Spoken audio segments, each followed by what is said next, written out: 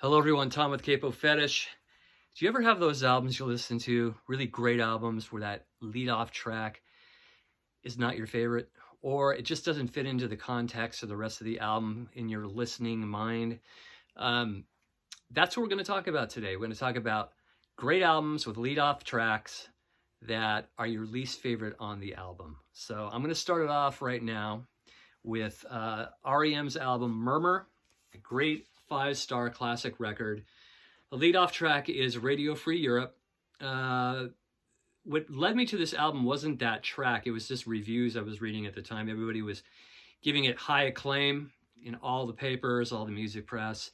And I remember hearing Radio Free Europe on K-Rock and not really being impressed by it. I didn't even know who it was.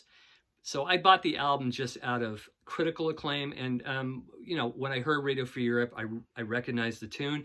But the rest of the album is just absolutely flawless. Not that Radio Free Europe's a bad song, but I just feel that it is the least favorite of mine on this album of just stellar songs. So that's one of them. Another album is the Kinks Face to Face album from 1966. Groundbreaking album for them. Quite a departure from their previous album, Controversy, which is more their garage rock style. But the thing is, there's so much variety on here and a different kind of aesthetic to the Kinks sound at this point. The lead-off track doesn't sound like it. From the first needle drop, the song Party Line kind of sounds like an old style Kinks song from maybe 64, 65. For some reason, for me personally, it doesn't really fit in with the rest of the album. The rest of the album has a lot of different styles and new styles that the Kinks are exploring. So I never really cared for Party Line, but I'll still play it. But it's definitely my least favorite on Face to Face. The rest of the album, just absolutely flawless. Another one, 1991's Nevermind by Nirvana. I don't know if it's just because I've heard Smells Like Teen Spirit a billion times. I remember seeing the video for Smells Like Teen Spirit back on MTV's 120 Minutes. It was on at midnight. I forgot what day or what night it was. And I remember it was the debut of the video. And I remember thinking, it's kind of interesting, like the whole concept of the video. But the song didn't really do anything for me. It was just, I just watched it and just kind of moved on. But then it started getting traction. And of course, very, very quickly, it became all over the place, overplayed. And it really turned me off to the whole Nirvana thing. And I really didn't get into Nirvana until really the end of their career or after Kurt Cobain's death. But between when this album came out and maybe a year or so into the popularity of this album, friends of mine were making mixtapes. They were throwing on various tracks off Nevermind, like Come As You Are, which I heard on the radio. And I was starting to go, wow, that's a pretty cool tune. I mean, there's some really well-written stuff. And then another friend of mine did a mixtape with On a Plane, and that really blew me away, just the melody and everything, and Lithium, and I was like, wow.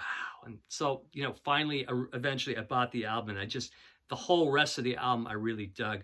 But to this day, I still don't really care for Smells Like Teen Spirit. I think the rest of the album blows that song away, even the slow songs like Polly and Something in the Way. But yeah, it Smells Like Teen Spirit. Very seldom play it. Once in a while, I'll play it just to feel the whole experience of the album, but I usually skip it. And yeah, I think it's without question my least favorite song on this album, no matter how popular it is. So next is, this might cause a little problem with you Bowie fans. And it's not like I don't like this song. It grew on me over time, but it's my least favorite song on this album. I prefer the rest of the album to this song. It's Station to Station, the title track.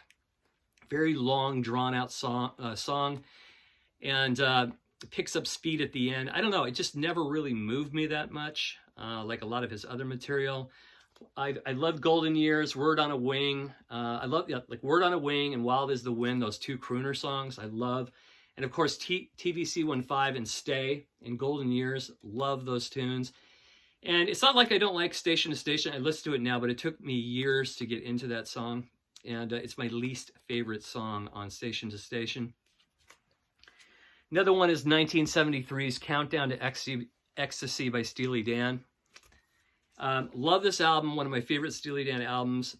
I don't dislike the song, but Bodhisattva is my least favorite song on this album.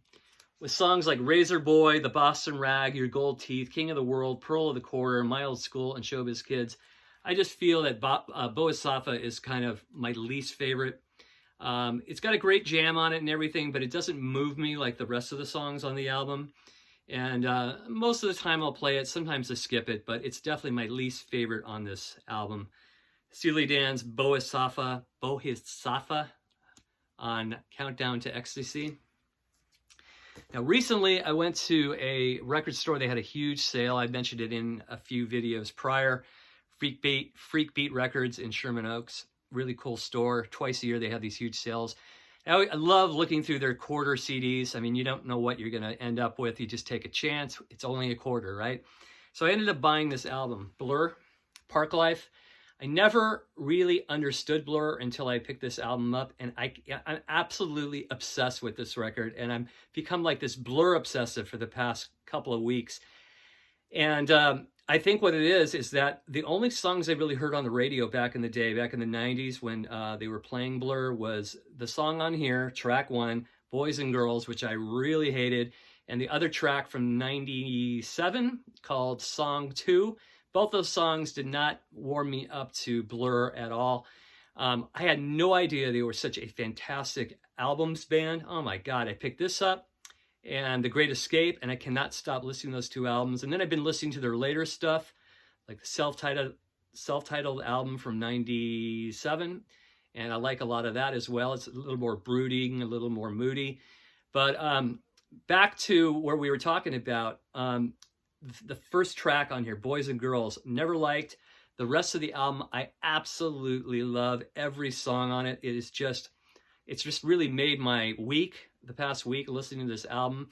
And I'll talk more about Blur in a video up the road, but I have become a Blur obsessive. And for me, the song Boys and Girls just doesn't really fit as track 1 on this record. It just doesn't really fit in with the rest of the material, even though the rest of the material is very, there's a lot of variety and a lot of different tones and moods, but that kind of disco beat on Boys and Girls and just the whole vibe of it just doesn't really fit into me.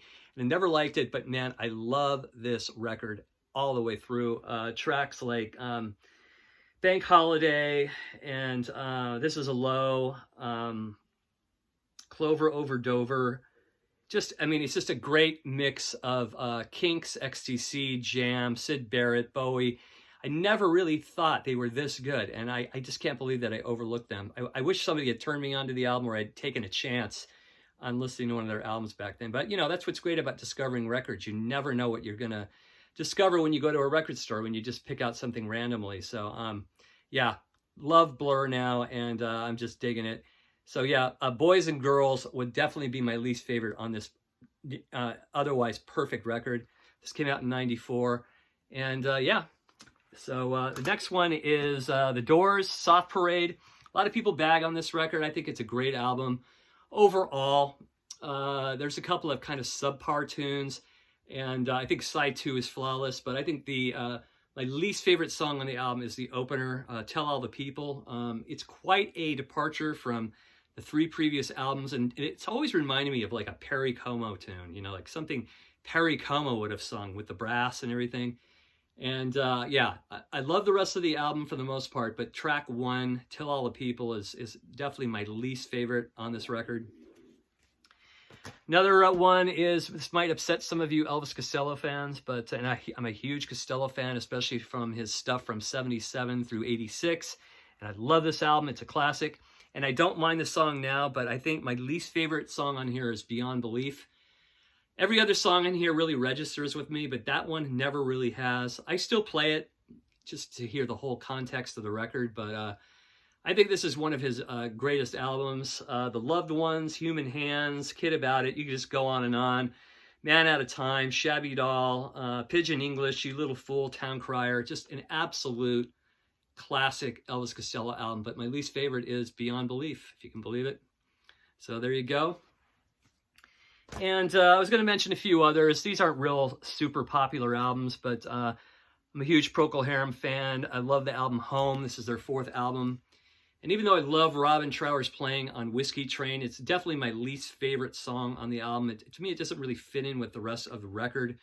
Yeah, it's just, I like it, I'll play it, but it's my least favorite on this album. And I think the whole album is fantastic. So, and then one last one is Bob Marley and the Wailers' Survival album. This is his next to last album he recorded before he passed.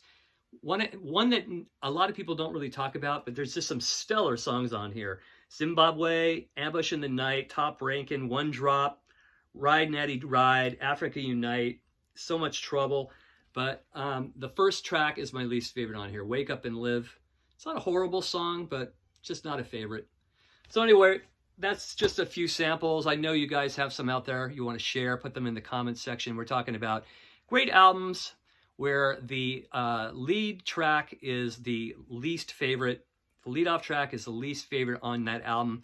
You may not hate it, but it's not one that you really enjoy that much, or you just kind of skip over, or, you know, you'll play it in the context of the record, the whole album. So anyway, list those in the comments section. Thank you so much for watching, as always, and subscribe if you haven't, and we'll talk to you soon. Take care. Bye-bye.